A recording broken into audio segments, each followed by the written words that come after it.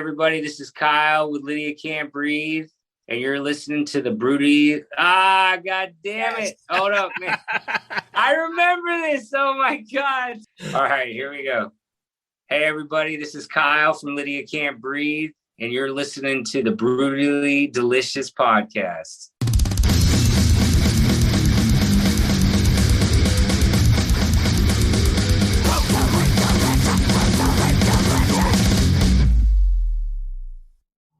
Cool, man. It's been a while. You've been doing all right? Yeah, can't complain. Staying busy for sure. How you making out through all this mess? We're finally on the upside now, right? It feels good to be. Yeah, out of it for sure.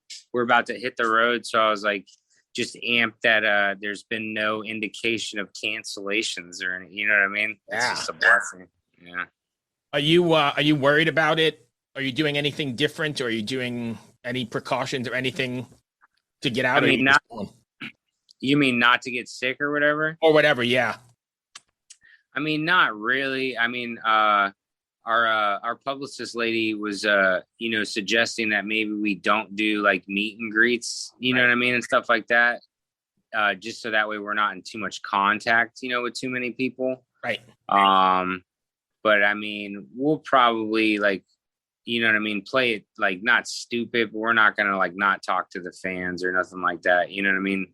I'm not going to be like hugging or I guess I usually smoke weed with everybody and stuff. I probably won't, I'll smoke my own joint by myself or something. Right.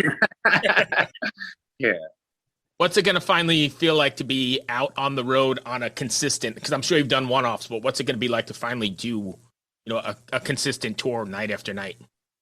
Oh, dude, I don't even know. Like, you know what I mean? I'm like, it's been since 2019. So I'm like, it's only 17 days, which is actually a small tour. But like, for me, I'm just so excited, just to get back out there and see how everything is.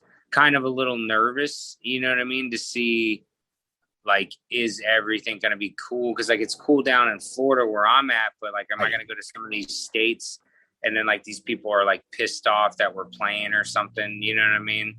I don't want to deal with those vibes. You know what I mean? I would think that that sort of has gone away now, maybe, or maybe not. I don't know. Maybe the states or certain parts of the states are.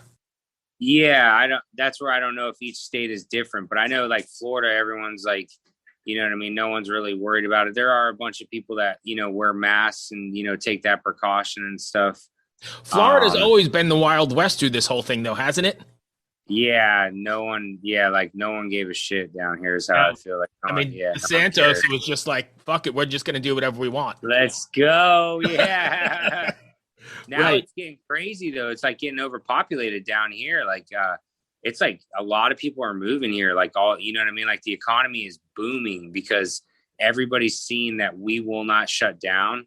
Right. And I think a lot of people are like, yo, I'm not even taking the chance. And like people from all over the country, New York, California, Tennessee, you see all the different tags because they haven't even switched their tags yet.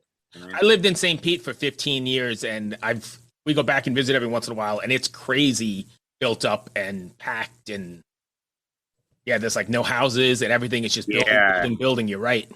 Yeah, it's so crazy. I got my house like 6 years ago or something like that and it like quadrupled in value.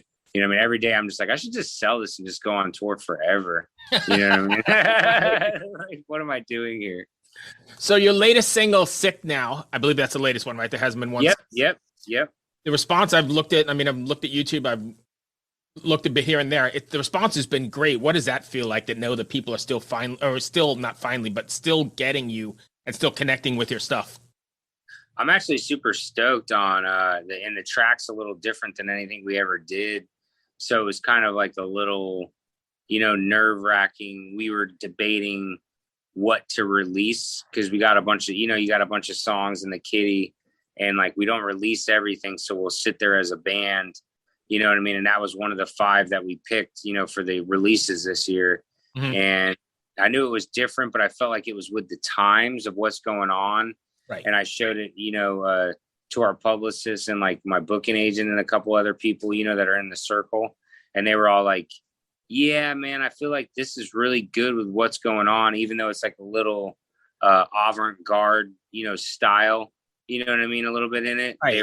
They thought it was a good, good first release of the 5 that were dropping, especially because it was like right when COVID went crazy again, and that's kind of what the song is about. Yeah, I mean, I was reading the lyrics. They're on the bottom of that YouTube page, and right on. I mean, do you believe what we see in the news, or do you know that we are fucked? You guys are right on topic here, right on point. Yeah, and it happens. It's just coincidence because we wrote the song like when it started, not knowing that it would still be like I wrote it when I had COVID. I was like stuck at home, like quarantined, and they sent me the tracks, and I track it like like the demos at my house or whatever. And I was literally sick that day, and I couldn't even really like sing like like hardcore. I'm just doing like the scratch track, right? And I just came up with that like kind of whisper talk, and I don't know if it was like because I was what I mean, going not feeling good that day, but then I just was like, man, what I mean, I guess that was pretty good. Like when we got back to listening to it, like, and I showed the band, they were all like, oh dude, that's really cool. You know what I mean? And then we just moved forward on it and, did the full production. Gotcha. Are you planning on sticking with the new business model of the music business, I guess, where you're going to be doing singles every 6 weeks, 4 weeks, whatever that is? Are you planning on doing like a full release? Yeah. I think when we spoke last, we had just started it last year. Yeah. And we kind of maybe had one that didn't come out for like 12 weeks. I think Sick Now was the longest, is because we were kind of waiting for the video and we didn't want to drop it. But other than that, I think we were dropping one every like 6 to 8 weeks last year. And I feel like it's a lot more expensive on our end, you know what I mean, to do like a full on campaign, you know what I mean, for every single. Yeah, but it's like, how are we going to compete with all the other artists, the hip hop artists and everybody that's like, I know a rapper guy that drops a video like every 3 weeks, like a music video, like, you know what I mean? And I'm just like, how are we? It's crazy because I have kids, they're in their teen or late teens and 20s, but they are that whole generation where they just want something new, one song, something new, 3 minutes, attention spans are short, and they need like new stuff every minute. They're not like old school where I want the record and I want to sit and read it and listen to it. And it's very different. And I imagine as an artist, it's hard to reinvent yourself and stay that way. Yeah, like it's so crazy. Like I remember exactly what you're saying, like listening to the whole album or finding one song that I liked. So after I found the one song that I liked, here, I'm going to go inside because this guy's like starting to mow his lawn. Yeah, no worries.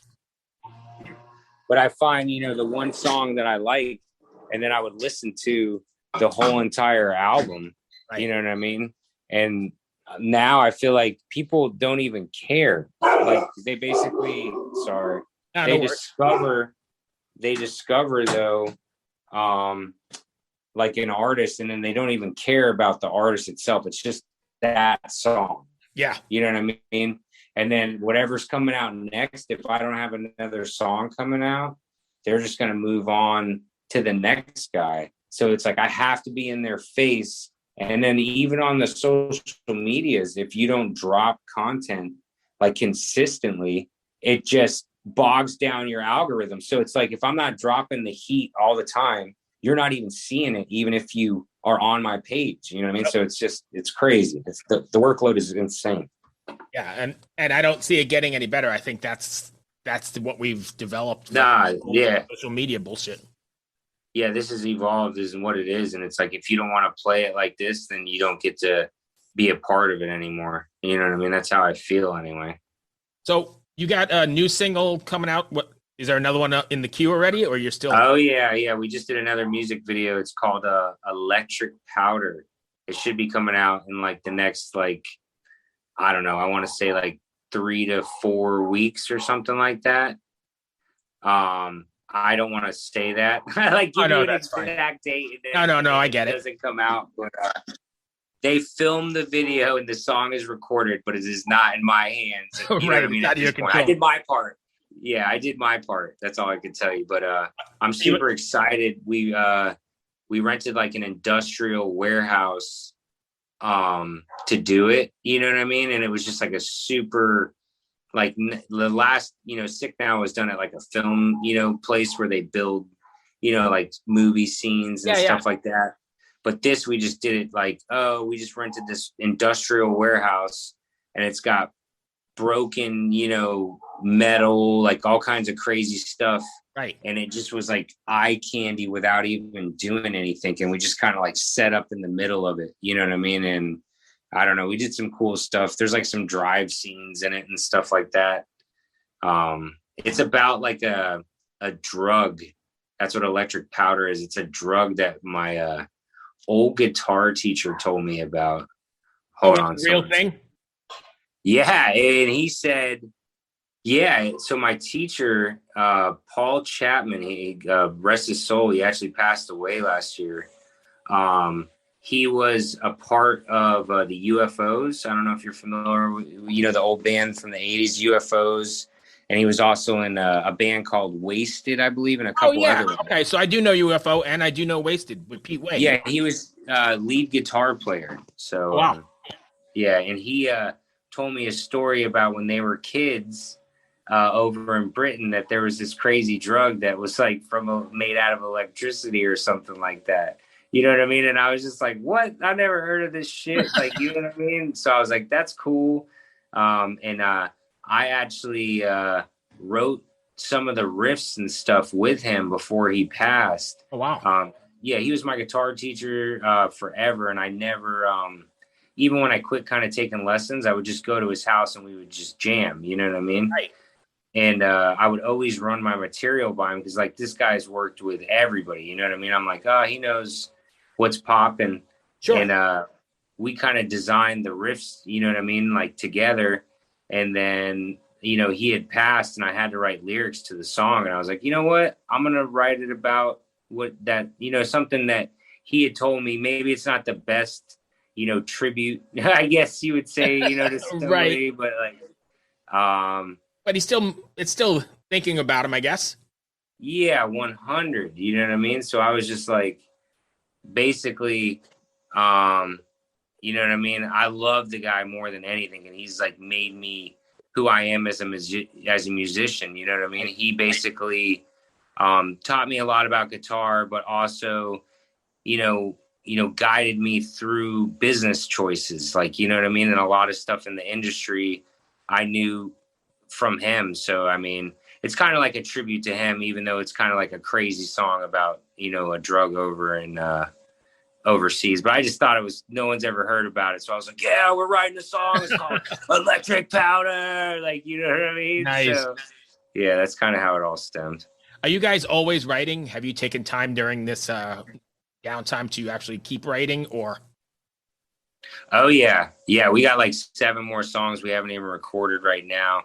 And then the bass player and my guitar player, I write too, but because I'm always writing the lyrics, I feel like they beat me, you know what I mean, to the music part sometimes. I think they like that, you know what I mean? Right. But I write, I used to write all the material.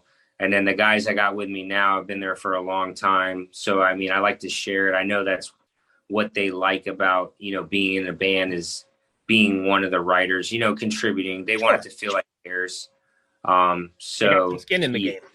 Yep, exactly. So they got like 12 songs each probably that I haven't even listened to, that I'll only pick like 4 out of each, and they'll hate me for it. You know what I mean? They'll just be like, oh, dude. I'm like, dude, I can't even sing in that key. Like, I told you that. Like, what are you doing?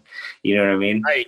But yeah, and then I got another couple that I'm almost completely done with, because I kind of, write the whole thing and then show them, because I have the privilege of knowing what I can sing over without having, to show any of them. So, but yeah, we're nonstop. We got another 9 songs that are already fully recorded by Andrew Wade and Andy Kopovich over at damn it, I suck. I can't even remember the name. Audio Compound in Orlando. And then we have, like I said, we got like another 7 or 8 songs, and I'm in Andy's ear right now trying to figure out if they got extra time to get us in, because we want to, record another 10 or something this year, and that way we can drop the songs we got now, right, throw away, the songs that we don't care for, even though, we worked on, right, and then have some new ones to pick from, and that way we don't get stagnant. But we meet up like twice a week, you know what I mean, just to jam. So Oh, nice. So you guys actually write in the old traditional sense, like banging things off each other, the sort of organic thing. yes, kind of. It's more of like they bring the song, you know what I mean, and then we mix it up at practice. Like, but a lot of like the ideas stem from them writing it on the computer. Right. They'll even, build the drums, the MIDI drums and all that. And then I'm like, okay, I can sing over this, or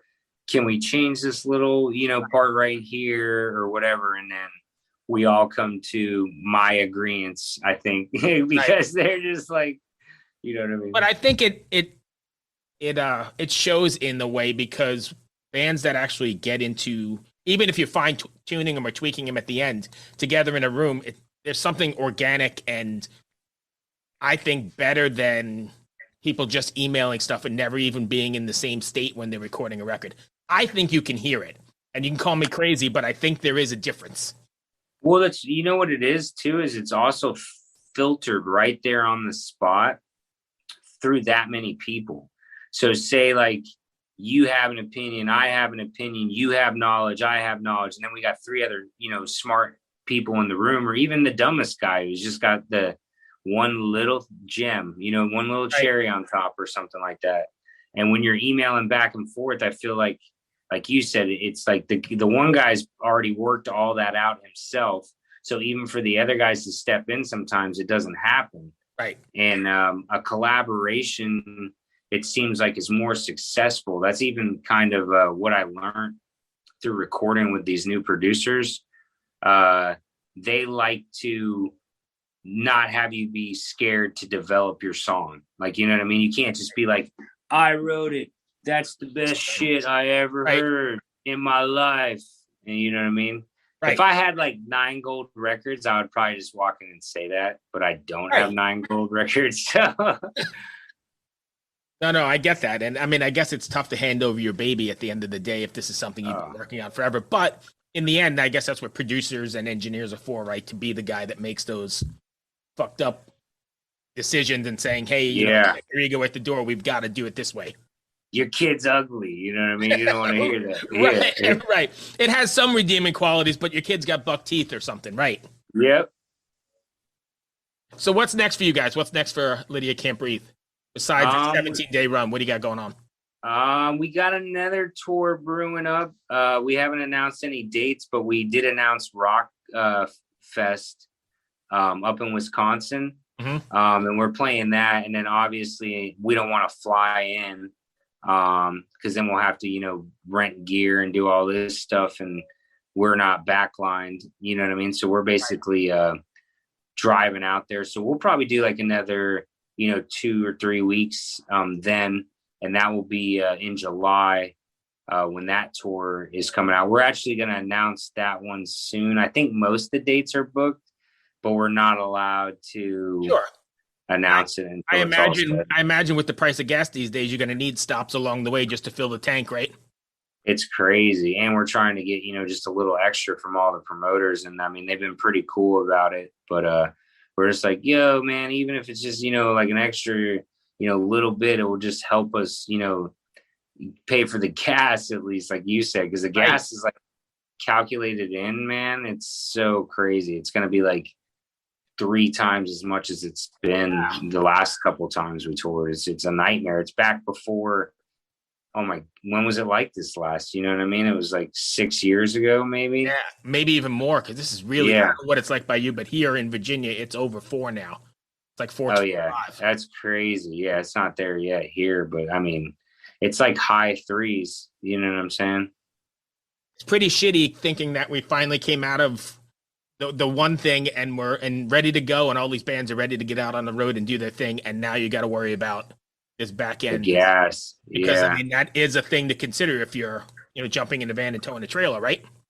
Oh yeah, 100%. Because the trailer's going to eat more gas, and then on top of that, just it's like you're factoring that into your cost, and then I mean, the promoter isn't really raising his ticket price. You know what I mean? So you're kind of being like, "Yo, can you work with us?" Like, gas is going to be an extra $200 or $300 for that night, and you know what I mean? If they don't want to work with you, then you're just making $200 or $300 less every night, Right. which is whatever. But you know what I mean?